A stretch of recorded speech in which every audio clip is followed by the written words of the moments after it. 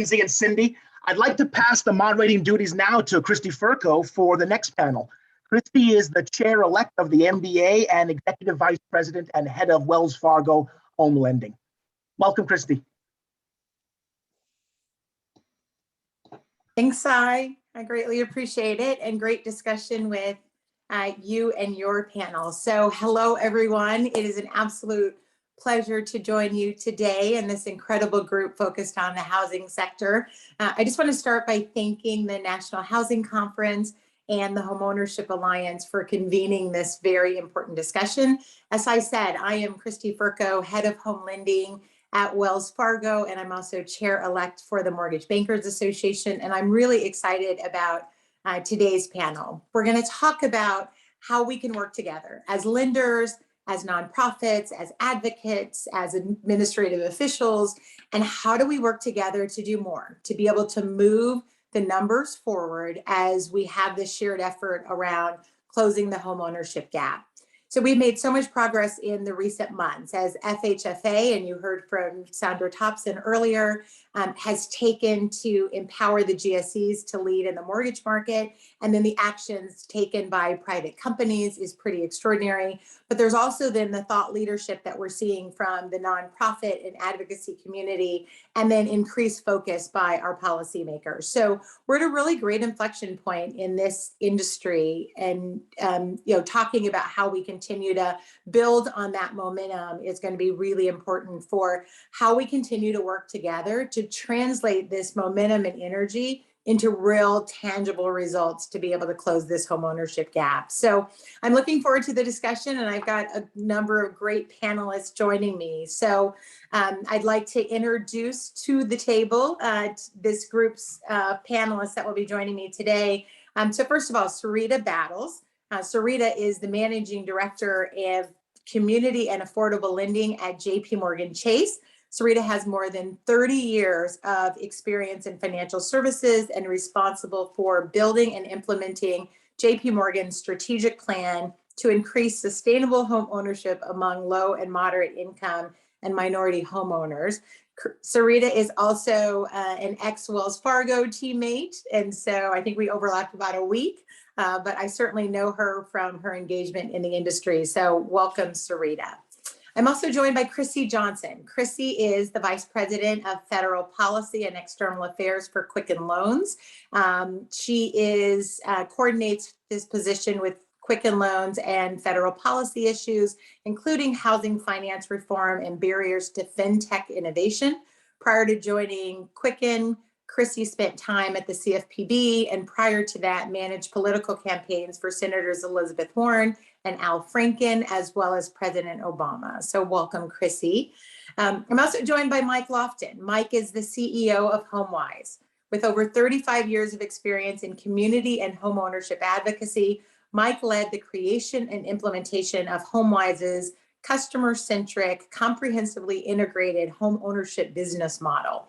Mike has a long history of helping to drive affordable housing, having drafted and led the campaign to pass Santa Fe's inclusionary zoning law, one of the most ambitious in the country, and which has served as a model for several ordinances in other municipalities. And finally, Loretta Williamson, Senior Vice President and Head of Mortgage Strategic Growth for Truist Bank. Loretta leads a team responsible for identifying and deploying profitable growth strategies that focus on shifting demographics driving homeownership in the coming years. To those strategies, it includes concentration on first-time homebuyers, low and moderate income clients, the underserved millennials, non-English speaking clients, and more. So welcome everyone to the panel. It is great to see all of you.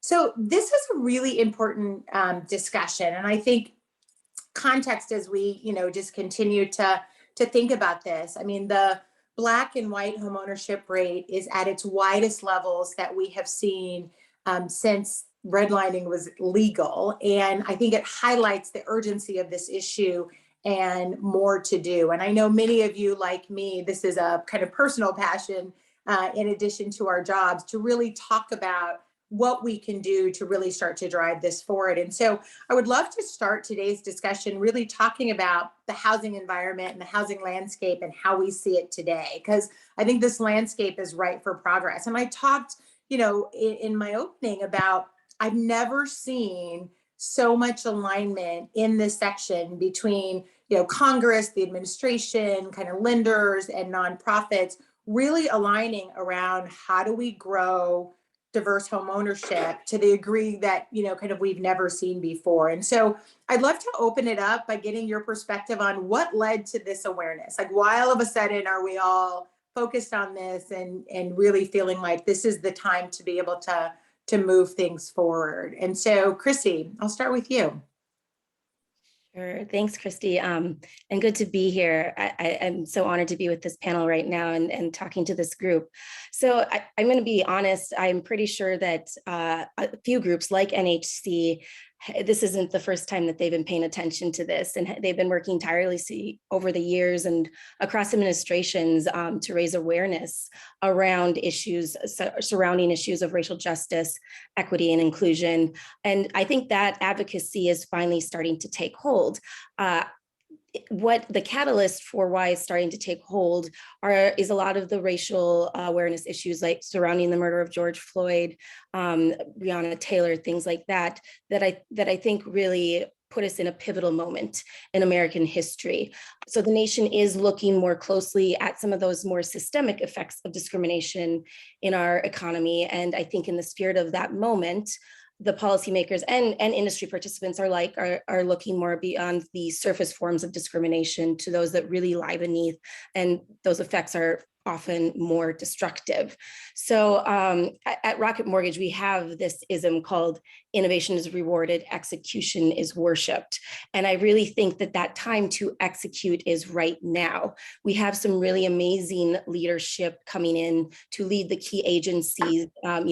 Acting Director Thompson is there at FHFA now and doing some incredible work to really focus on expanding racial homeownership and bridging the gap that, as you pointed out, is the worst it's really been in history, even since before it was illegal to discriminate.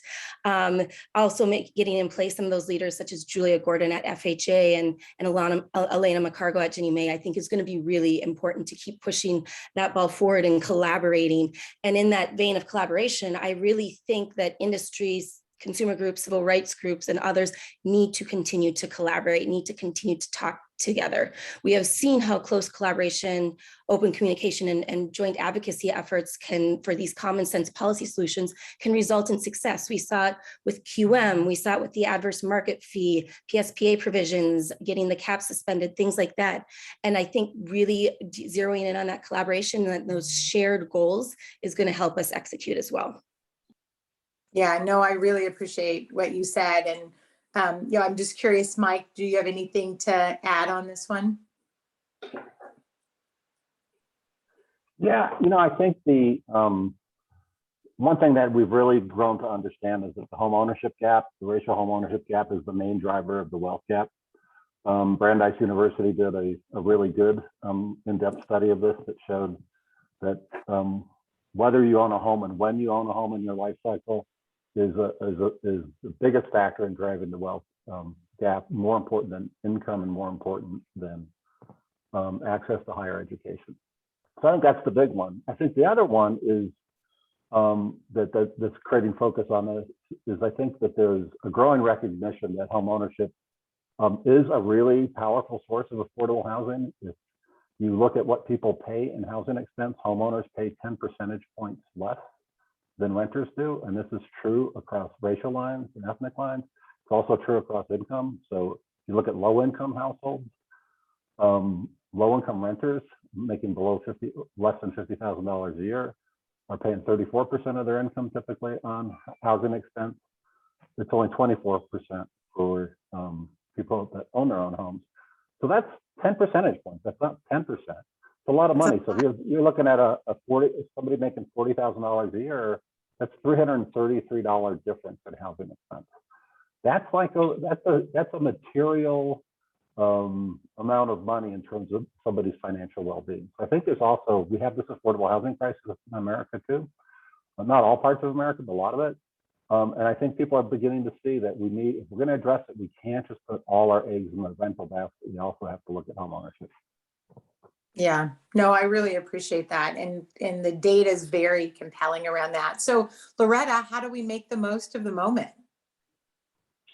Thanks, Kristy. I think we have a great opportunity based on, to your point, all of the data and the information that we have. There was a lot of great information that was shared today in regards to what Gen Zs are thinking, what's really going out in the market, how are we really approaching all of it. So I think we really need to look at all of that information, share that data across the industry, and then execute on a plan to really understand what are we going to do to really move that needle. So I think we have all of the information. It's already out there. It's just a matter of how are we really, especially the banks, are really going to come together to be able to move that needle. We know we have the resources, we have the products that are already available. We can continue to tweak those products. I think we need to get a little bit more creative in our credit box, which a lot of that conversation has been happening today as well. We have the education, which is extremely important. We know that financial literacy is paramount to being able to ensure that we have sustainable home ownership, because again, it's not just getting a home, it's staying in a home. We know that understanding how your credit works and being able to save money has everything to do with that wealth that's going to continue throughout the generations. So I think as we continue to gather information and collaborate and talk about it, once we get past the conversations that we've been continuing to have, we figure out a plan and we execute on that plan. Yeah, well, I do think that execution is important. And, I think that's what we want to talk about, which is getting beyond those numbers. And so there is a reality, though, and you talked about a few of them, Loretta, but I want to dig a little bit deeper into, we come to the table with all these different perspectives on the landscape, right? So large lender, small lender, nonprofit, the administration, and I think everybody's looking at the landscape from a different lens. And so it's important to consider all those unique perspectives as we really dig into not only what are the barriers, and you highlighted a few, but then also what are the opportunities. And so I'd like to ask each one of you, what's the single largest barrier that we should be focused on? And then on the other side of it, what's the greatest opportunity to try to narrow our focus and where we can lean in? So what about Mike? We'll start with you. Yeah, I actually see two big barriers. I think the first one is the lack of a simple, flexible down payment assistance program that's easy for home buyers to use, and lenders and realtors, everybody involved in the process. Right now, there's over 2,500 down payment assistance programs scattered across the country. They vary by jurisdiction. Two counties adjacent to each other could have two very different programs. It's very confusing. They have different rules. They're unnecessarily complicated. It's a hot mess. And I think we really need a streamlined, easy to use down payment assistance program that, by the way, doesn't penalize the home buyer who's trying to build wealth for the first time. So people have mentioned equity sharing here and stuff. I just don't think the penalty for getting down payment assistance that your parents can't give you because they weren't able to buy a home and were legally discriminated against. I don't think the penalty for not having parents or other family that can help provide the down payment should be that you're going to share your equity with another investor. I just don't think that's the right way to do it. The second barrier, I think, is we just don't have a robust service delivery system that's really good at reaching people who have been underserved traditionally. And I think we need to really invest in that. I mean, the old adage of the best time to plant a tree was 30 years ago. The second best time is now. So yeah, it's going to take a while to build that system, but we need to build it. So I think some of that system, and it's in partnership with the whole industry, but I think it's CDFIs and community development credit unions, minority depository institutions, nonprofit housing developers and stuff that are really wanting to get to reach to people who have been underserved. The existing system with the way compensation works, it's like there's not an incentive for a loan officer or a realtor for that matter to work on a small dollar mortgage or a small dollar home. We need folks in the system that are committed to doing that, and that are very good at preparing home buyers. It's not just getting to people who have been underserved, but they may not be able to qualify for a good mortgage because they need to work on credit, debt, and savings. So it's doing the hard work of homebuyer preparation, expanding the market, expanding the demand for this. I don't mean by this, I'm not meaning, you know, the typical HUD counseling thing where you take a class the night before you're scheduled to close because it's a requirement of your mortgage lender. That's just another, you know, bump in the road. I don't think it's adding the value that we need. We need to prepare buyers so they can get a good mortgage. So as somebody just said, so that it's a sustainable homeowner. They're going to be successful over the long term. And it truly, and if they are, they will grow their wealth and improve their financial well-being.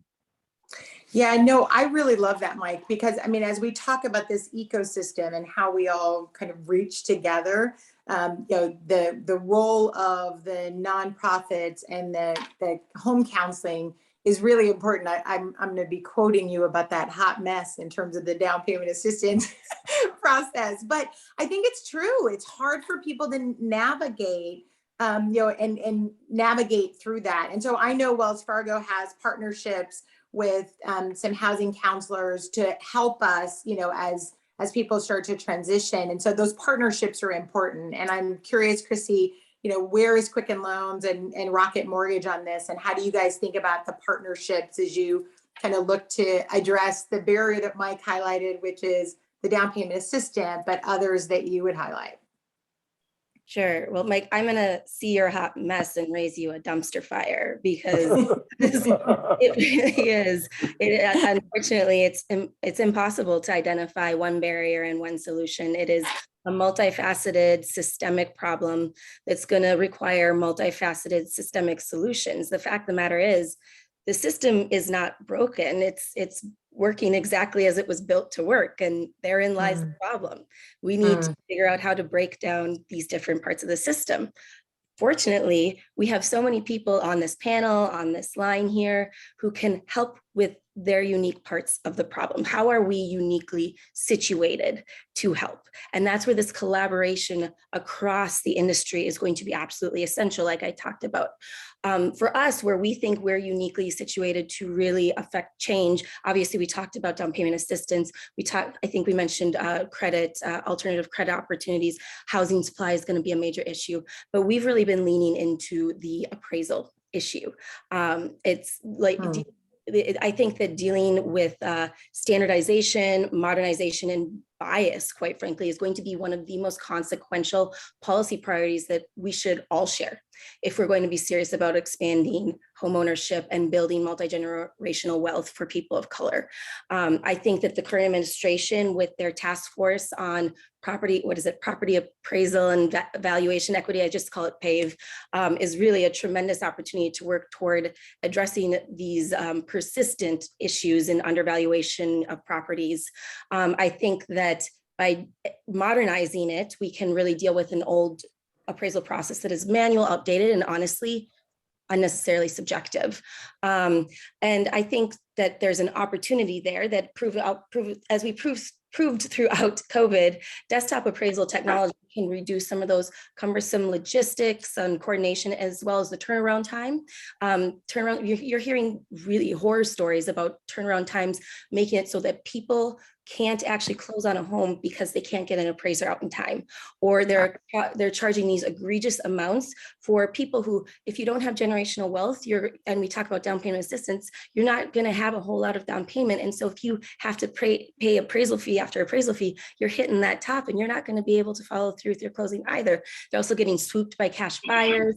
All of these issues are relevant to all of our first-time home buyers and communities of color. So I think that the modernization through desktop appraisal and maybe a bifurcated appraisal process through third-party property inspection, bringing in people from the community to get that data are going to be really great ways to work toward a solution. And that's what we see as our greatest opportunity. But like I said, there is not one single answer. And so all of these different issues need to be addressed by all of us.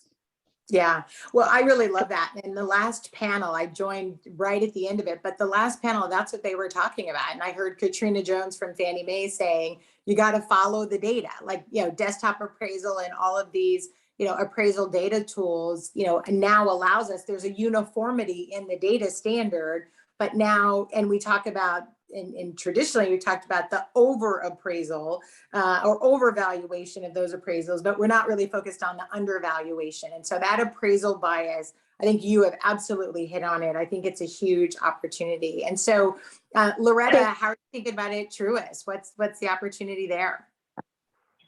So I think to Kristy's point earlier, I think you nailed it. We have several opportunities where we have an ability to really figure out how we assist and close the wealth gap, that we see. But I think collectively, as well as individually with Truist, what we're going to begin to look at is how are we really dealing with those clients who come to us and they become declined. We know that credit is a huge issue in regards to why clients do not have the ability. And that FICO score is a huge driver in there. So having an underwriting background for many years, you look at a credit report and you can have a client that has never had any type of adverse credit. They do not have any late payments, but their FICO score may be about 5 credit, points shy of being able to get a mortgage. And all they get is a notice from that lender stating, sorry, we couldn't help you. Maybe here's a nonprofit number organization that you can reach out to help. But then there's a disconnect. So as a person that has been rejected, what incentive do you have to go back to that lender that didn't really provide any service to you or really help you after you've been declined?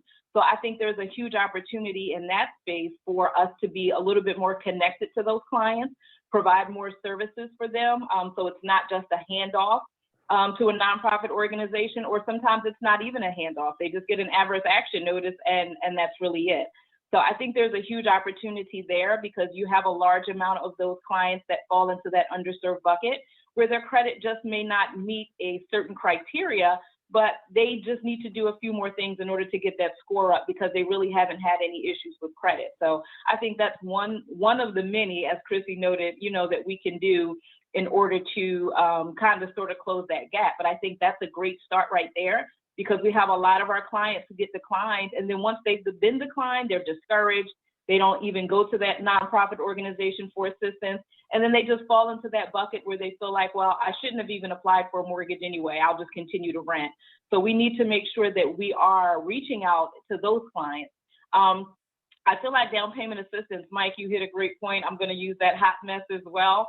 And I'll even take it a little bit further with our housing finance agency partners. We know that they play a major role in being able to offer those affordable loans to low to moderate income. But if you're a bank and you're offering various state housing finance agencies, they all have various different requirements. Their documents are different. The down payment assistance programs, there's so many different things that a lender has to stay on top of. So if there could be some uniformity in how we approach those types of loans, I think that would be very helpful because those state housing finance agency loans, they come equipped with down payment assistance programs. They don't necessarily have as many of those restrictions that Mike was speaking about when it comes to down payment assistance. So I think there's an opportunity for us to work with them as well in regards to how we make it a little bit more uniform because that's a big opportunity also. And down payment assistance in general is great. I think being able to offer grants versus down payment assistance where these loans, they're not loans, but they're funds that are basically forgiven at the table.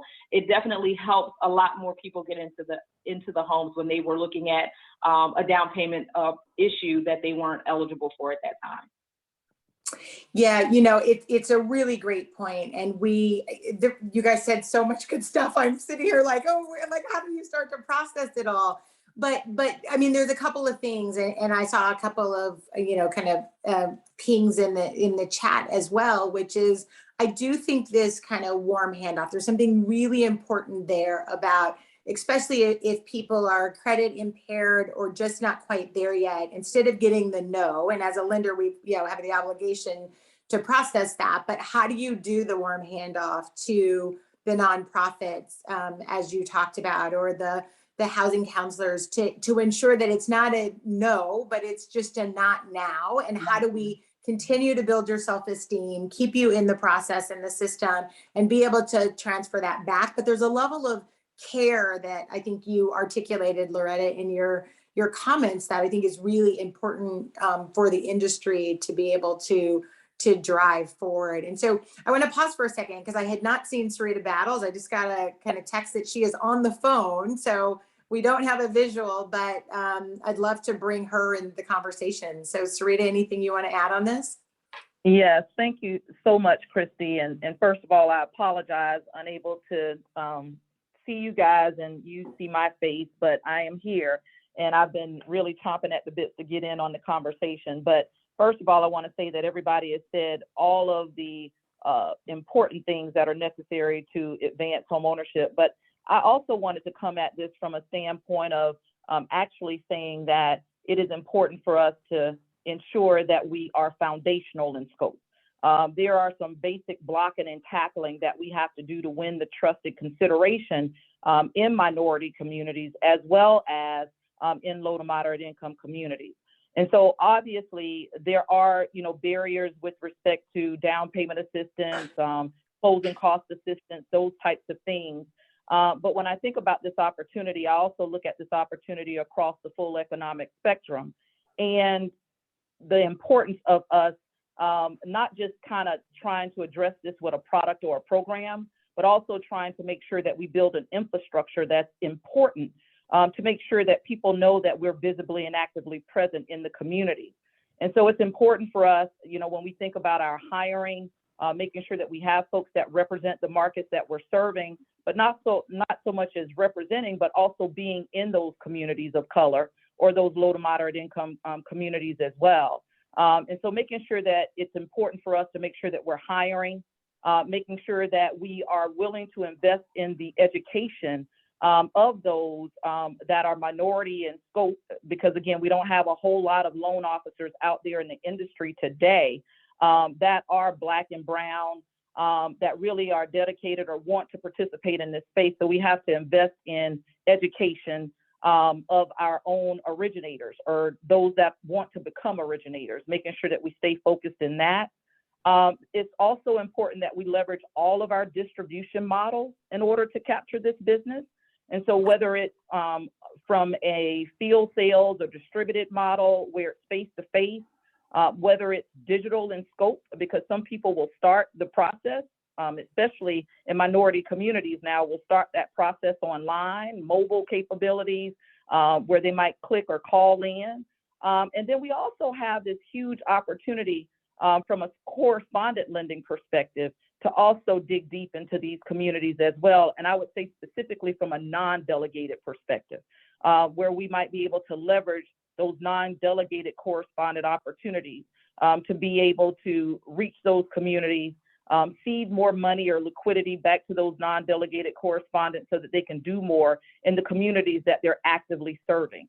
And so I just wanted to make sure that I just highlighted those things, because I think sometimes we'll get so caught up in the product aspect of it, but if you don't have the people, the presence, and all of the partnerships when it comes to nonprofits, advocacy groups, realtors, builders, oftentimes it's very difficult to create awareness around your products and programs and to promote efficiently if you don't have the right infrastructure in place to get those things done.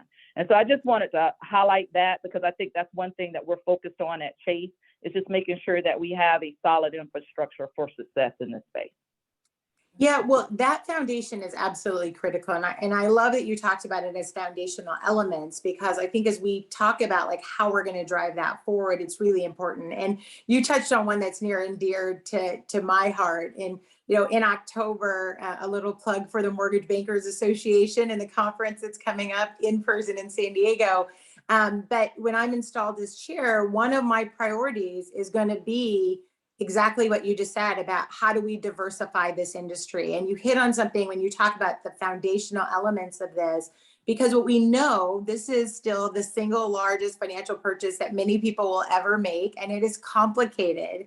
And the trust, especially in these communities of color, to have people on the ground, whether it's community HMCs helping people navigate kind of through this process, or whether it's just, the industry, diversifying the industry. So the person shows up to your house to do your appraisal, or the person that, the broker that you're engaging with or whatever looks like you, and you are focused in these community colors of starting to build that trust. And so diversifying this industry is extremely important. I mean, you saw the census numbers that just basically for the first time, the minority is the majority, and that's going to just continue to change as the demographics of our country continue to change. And so really leaning into that in this industry is really important.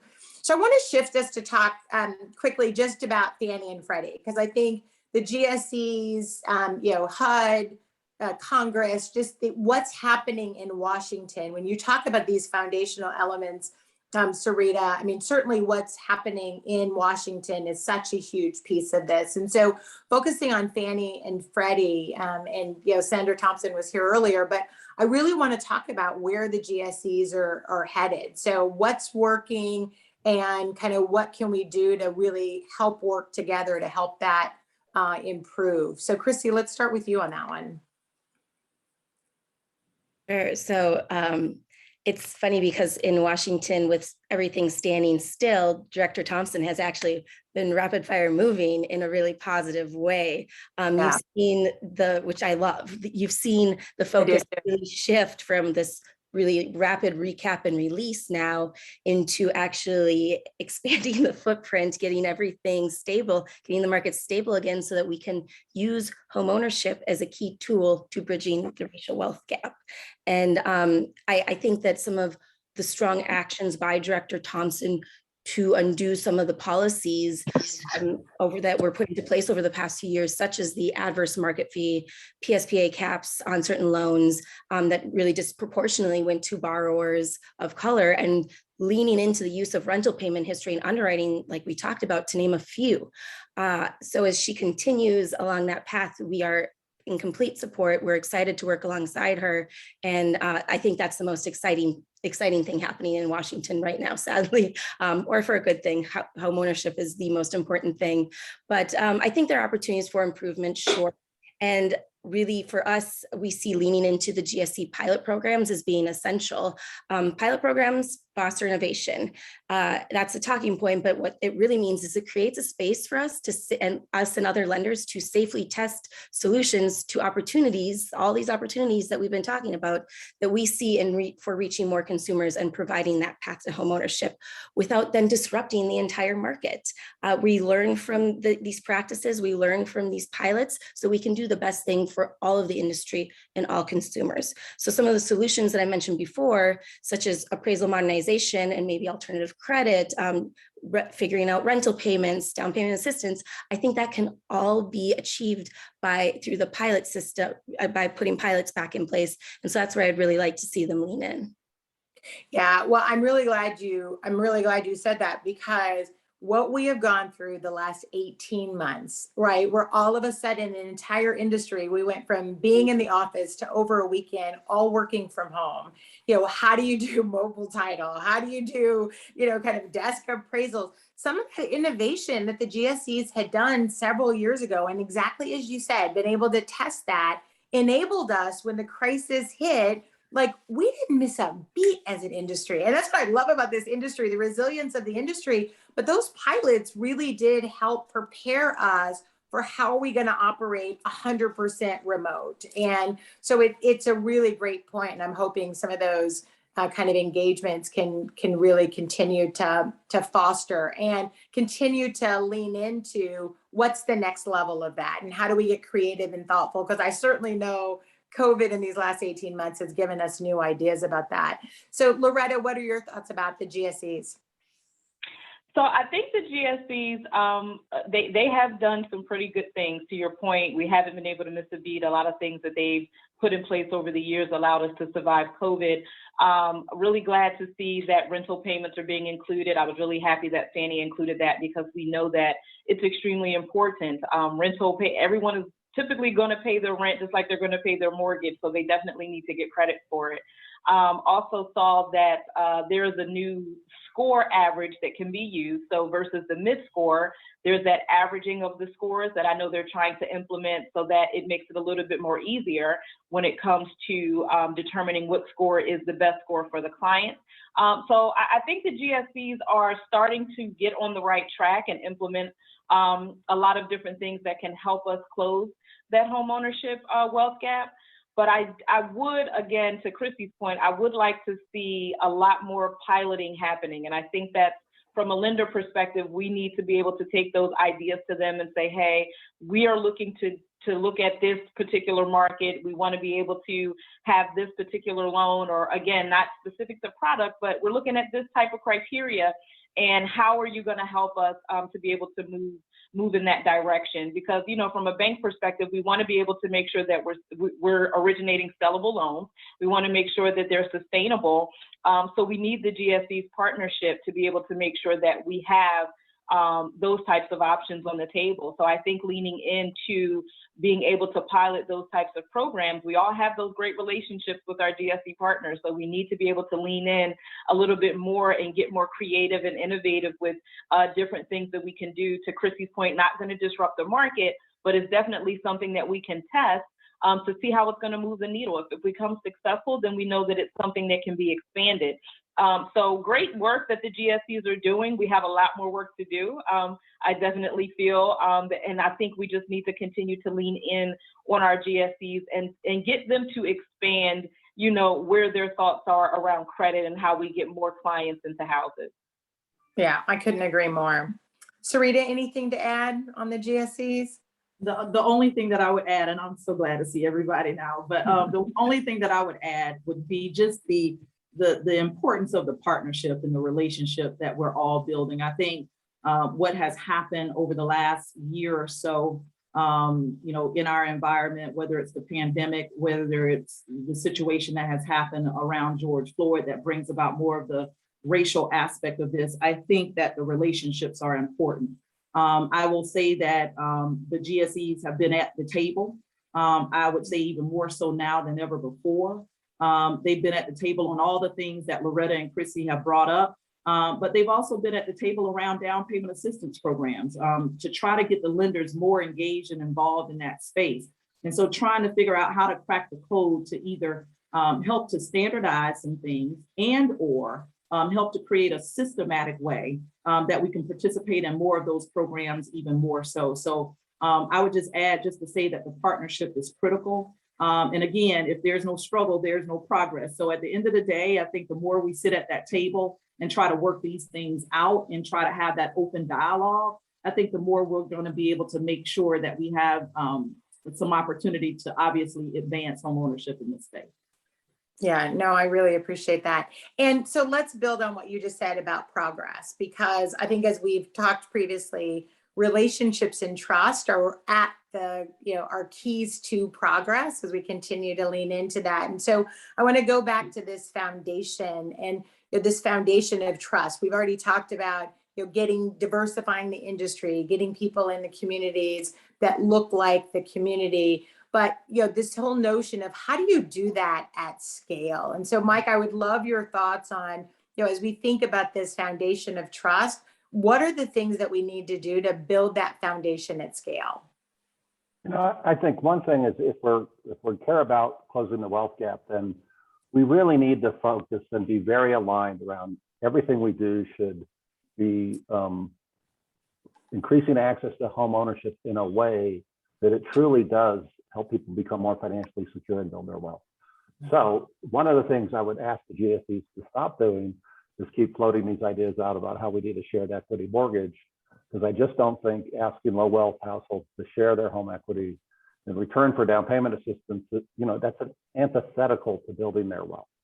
So instead, we need to provide down payment assistance that does not compromise the wealth generating benefits of home ownership. So I think we need to be aligned on the best interest of the home buyer so that they are building their wealth and it's going to be sustainable. So the other thing is, I think that we all need to be making sure we're aligned on the long-term performance of the homeowner, right? So for instance, at HomeWise, we do a second mortgage typically always, we bifurcate the financing. We only require 2% for down payment and closing costs coming from the home buyer.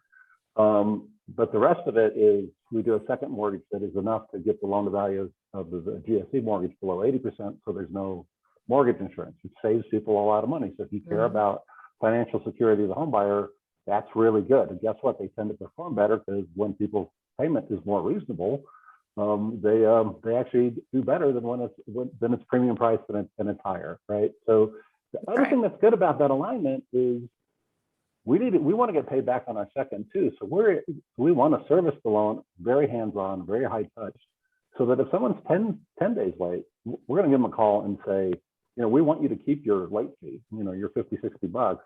We don't want that money. That's not a profit center for us. We don't care about that. We want you to be successful. We want to keep that money in your pocket. So I think it's like, my thing is, I think that the key to building trust is that we truly align along the long-term success of that home buyer. I love that. So what else, I just open it up to the rest of the panelists. I mean, the long-term success of that home buyer, I mean, that's the focus for, that we all would have, right? Especially if you're a servicer, that's critically important. And so what else do we need to do to, focus on the long-term success? I would say from my perspective, and I agree with what Mike is saying, is I think we need to put the customer first in all of this and make sure that they have a great experience across the board. Home ownership is a lever, right? It's one thing. That's right. But you got banking opportunities, especially for those of us that are banks, where we have this opportunity to make sure that they have the right type of banking opportunities and tools and resources from a banking, a deposit and savings perspective. We have an opportunity to bring about financial advisors in this process. I always say that, most often we think in terms of low to moderate income, but I also think about middle to upper income and just across the spectrum, and how much more we need to know from financial advisors about not just how to create generational wealth, but retirement. What are your plans for your kids going to college? Where do you want to be in 3-5 years, and so on and so forth? It's the strategic planning around making sure that you can truly create legacy wealth across the board. And I also think that when you start to say, like, how do we get deep into these areas? I think for a lot of us, we got to just make sure that we're leveraging all of our distribution models, making sure that we're thinking holistic around this, because we need to be able to serve people when, where, and how they want to be served. And oftentimes we think one way, and a lot, whether, like today, it's all around digital. And we think that that's the only way. But in actuality, there are still some folks that like to walk into branches and they like to be helped by their bankers. Exactly. My parents are the same way. And I was just in Miami last week, and I couldn't believe the amount of traffic in the branch, not just to transact, but to sit down and talk to someone about their specific financial needs.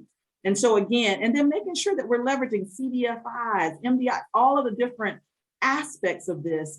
We just have a huge opportunity to just really kind of expand our scope, understanding that we just got to meet people where they are and not assume that everybody is on this trajectory, which is really like this digital experience. So again, it's about leveraging everything. It's not a one size fits all. It's just like, again, we just got to make sure that we're, able to do business across the board.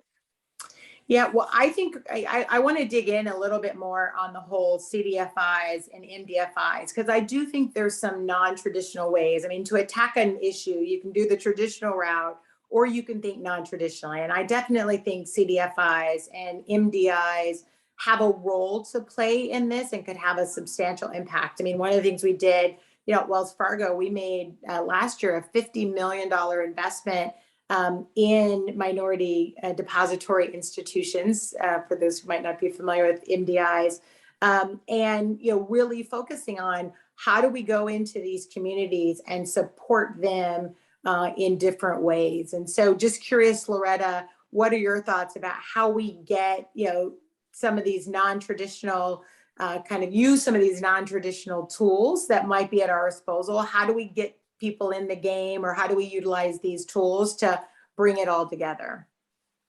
Yeah, I think it's number one, they play a very important role, because if they're pouring into the community, especially with our small businesses, specifically for minorities, it's only going to continue to close that gap. So we talk about it's not just home ownership, it's the entire wealth gap.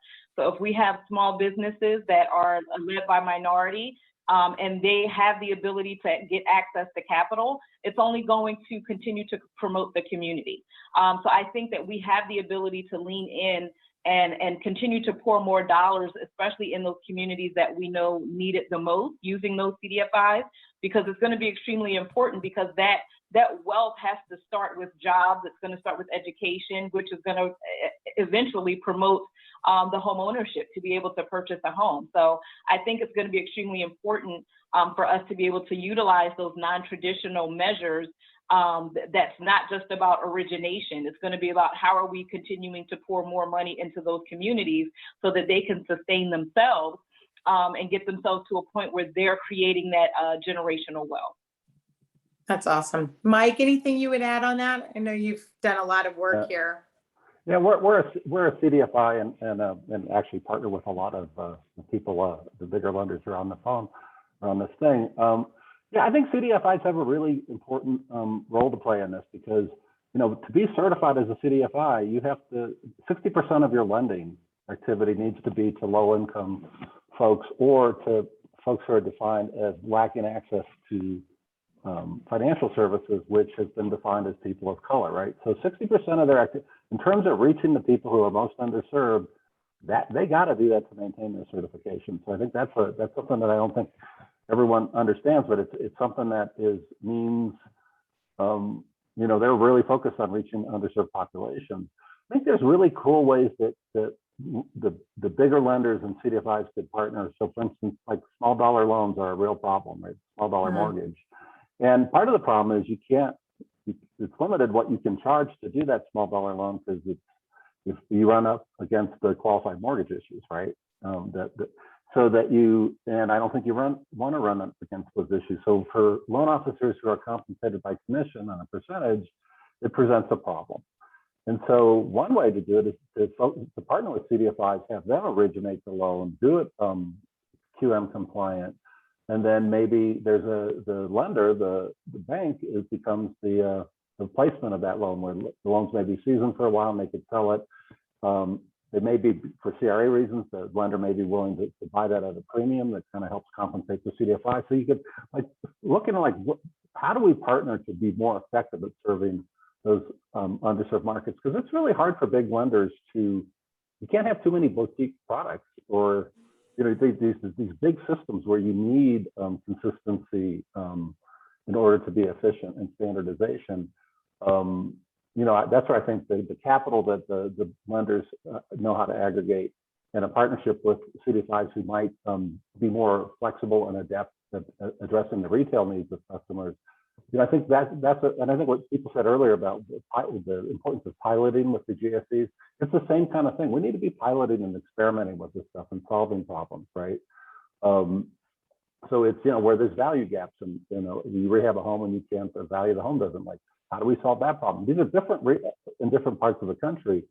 So we need on-the-ground solutions and on-the-ground innovation. And then, you know, to Chrissy's point, innovation's not enough. If you're not good at execution, you're not worthy of worship at Quicken. That's great. That is great. Cerita, anything that Chase is doing on the CDFI or MDI space? Yeah, so similar to Wells, I think recently we rolled out our $30 billion commitment. And although a huge portion of that $30 billion commitment was focused in on home ownership and affordable housing, there's also a component of that that's focused on MDIs and CDFIs. And so just like you, we were able to provide a $50 million commitment to some MDIs, but on the CDFI side of it is we've been partnering with CDFIs a little differently. And so in that particular space right now, we have a competition out there called Advancing Cities, where we're focused on Black and Latina CDFIs, or CDFIs that are run by Black and Latinx, to be able to support them in the work that they're doing. So we're seeding dollars into those particular entities so that they can continue to do the great work that they're doing in the market today, whether it's really around building those nonprofit opportunities or counseling opportunities, working within the communities on different types of things, whether it's workforce housing or whatever the case may be. but we're seeding dollars to CDFIs in that particular space. And specifically with our $30 billion commitment that's focused on Black and Latinx, we actually went in and we wanted to focus on those that are ran by women that are Black and Latinx. And so again, I think just trying to think of creative ways, just like Mike said, of being able to partner with CDFIs to be able to reach the communities where us as a big bank, I mean, we're big in scope, but sometimes we can't out-local the local. And so therefore you have to be able to support some of those groups and entities that are able to do so, and realize that it's going to take all of us working together to make it happen. And so it's not like all the business is going to come through JPMorgan Chase or Wells Fargo or whomever, but we got to be able to work across the board and leverage everyone and everybody's capacity to be able to make a difference in this space. Yeah, well, it is what you said, right? Which is, I mean, real estate is local. That's like 101, right? What's the number one, top 3 things in real estate? Location, location, location. Exactly. It's all local. And so being on the ground in those communities and supporting local is what it's going to take. And I do think there's a huge education component, which is going to be a part of this as well, because as we've talked about some of the challenges and barriers, really continue to educate people on what is out there and what's available and how do we bring all this together. I think it's going to be pretty critical. And you talked about that, Cerita. So we're running out of time here.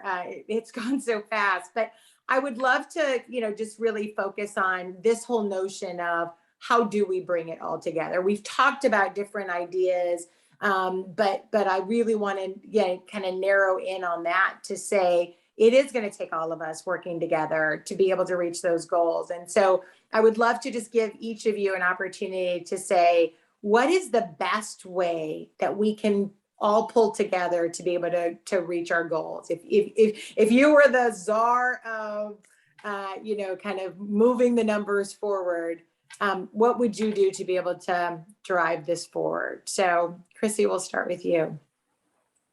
And it's so hard for me to choose just one, just like I know. But it's interesting when you mentioned building trust at scale and how it's what is essential. I also think having trust is an essential element, not just in reaching the community, but in building good policy. And that takes time and dedication and listening to each other, listening to the community, being candid and courageously authentic in that feedback as well. And so back to my original point, honestly, I mean, I was sitting here, my mind was spinning with all of these different, thinking about non-traditional tools, thinking about technology and how we can better equip our partners in the community with the educational elements we need, so on and so forth. But it comes down to collaboration. And I think that continuous cycle of feedback and a true desire to want to work together toward common goals and solutions and actually executing on the innovation that we achieve together is going to be the number one thing that we need to achieve in order to move forward. Love it. Loretta? Yeah, I too, thinking about that trust aspect, I think it's huge. Let's be honest, big banks lost a lot of trust as a result of the mortgage crisis. And this is why we've lost a lot of our market share to the non-banks, because they're a lot smaller, they're more personable. And so I think we need to be heavily focused on that client journey. And that client journey is going to allow us to build that trust. And it's not, that client journey doesn't end once your loan closes. It doesn't end if you get a decline letter. That client journey needs to be an end-to-end process that expands beyond the mortgage piece, like Cerita talked about when we're talking about retirement, when we're talking about savings account and insurance, all of those different aspects, from a financial perspective, is included in that client journey. And I think if we focus specifically on how do we make the experience for the client the best possible ever, again, not just around mortgage, that's how we're going to be able to build that trust. And that's how we're going to be able to get, that market share back that we had prior to the crisis, where we didn't have to worry about, well, the big banks just want to take my money, or they're just more concerned about how many points they can get on my loan, for those that are educated in that space. So I think we all collectively need to have that focus on that client journey from the minute someone either walks into a branch or they click on a link, within our website. We need to continue to foster that client journey and make sure it's the best experience for them. Yeah, I couldn't agree more. I tell my team all the time, no one dreams about a mortgage. They dream about a home. And so that home ownership journey, that's the destination, right? It's how do we keep people in it so they realize all the benefits that we've talked about during this call, all the benefits of the wealth building, generational, kind of wealth building and equity to pay for college, all of those benefits, that's what the lasting benefit of a home should be. Mike, what about you? No, Christy, I just think that what you just said is such a great insight. I mean, we say something similar at HomeWise where it's like, no one's excited about getting a 30-year mortgage that they got to pay back for 30 years. And no one's excited. The product isn't like driving around looking at homes with the realtor on the weekend, right? The product is home ownership, and people, that's really what people want. And so I think those are things you need to do to get there. And so I think that paying attention to how we integrate those things and having a path that's like, the way I always think of it is the journey to home ownership in America is like a pinball machine. Where you start feels random, right? Yeah. You go to a realtor, do you go to a lender? Do you go to your uncle because he bought a home? Do you go to a home buyer counselor? And then where you go after that largely depends on where they send you. So can we create an orderly process that not only has a good financial outcome for people, but also helps people maintain their peace of mind through a process that is very difficult and very scary, and is loaded. So I think that means collaborating, as others said, to work together to figure out a better delivery system. And I think we need to experiment and pilot things that work and try some things. I think, like I said before, we need to invest in that system. And we need to start doing it now. I think, the CDFI fund created a healthy food finance fund a while back when nobody was financing grocery stores in food deserts. And now there's CDFIs all over the country financing grocery stores in food deserts. It's like a really good thing. Why don't we have a home ownership finance fund as a CDFI fund that is in charge of investing in that kind of on the ground capacity to reach underserved folks? And I'm very optimistic. I think there is more attention and focus on the importance of home ownership than I can remember. I've been doing this for a long time. So I'm very optimistic, and I hope that the federal government comes through with this down payment assistance program that's being proposed and some other things they're proposing. But even if they don't, because you can't always rely on Washington to be able to get stuff together, we can do it. The people on this call all care about this issue, and I think now's the time. Yes, thank you. And Cerita, what about you? Bring us home. All right, bringing you home. I think the main thing in understanding is that what we're talking about is systemic. And at the end of the day, if there was one thing I wanted to do, I felt like we needed to do, it's all around building infrastructure, because again, that creates sustainability. The last thing that I would say is that it's going to be important for us to be courageous in our conversations around this. From a policy standpoint, industry, whatever the case may be, doing exactly what we're doing today. It's going to be really important for us to give people an experience because a lot of us represent the very markets that we're seeking to serve. And so therefore we need to give people an experience. As I'm looking at the chat room, I mean, again, it's not a one size fits all. I think our goal is to make sure that we're inclusive, making sure that we're bringing about the right tools, resources, everything that's necessary in order for people to have access to credit and to be able to expand, not only just from a homeownership perspective, but from a wealth standpoint. And so again, I think, to me, I think the one thing that I just kind of sum up everything in is really around just building a solid infrastructure that enables us to get people on their path to creating generational wealth. And so everything that everybody has said is, I think we're all agreeing to that. And at the end of the day, I think if we just start, right, we can accomplish a whole lot of things. And so sometimes I think we get in our own way by talking about all of the problems and less about how we just start. And so again, that's how I'll end, Kristy, is just starting. Yeah, well, I think we've started, and I think this year has been amazing. And I share all of the panel, but Mike, I think you articulated so beautifully. I share all the excitement and enthusiasm because I certainly have never seen our industry more focused on how to resolve this issue. And I'll, in addition to my role as kind of head of Wells Fargo and then the MBA being installed in October as a chair of the MBA, I also head up the Affordable Homeownership working stream for the OCC's Project Reach. And from this vantage point, those are 3 unique vantage points which really come together to have a purview over the industry. And I get to see the amazing work that's happening in this industry. I get to see the passion and the heart that people have for driving this forward. And I get the appreciation for what this panel has so beautifully articulated over the last hour,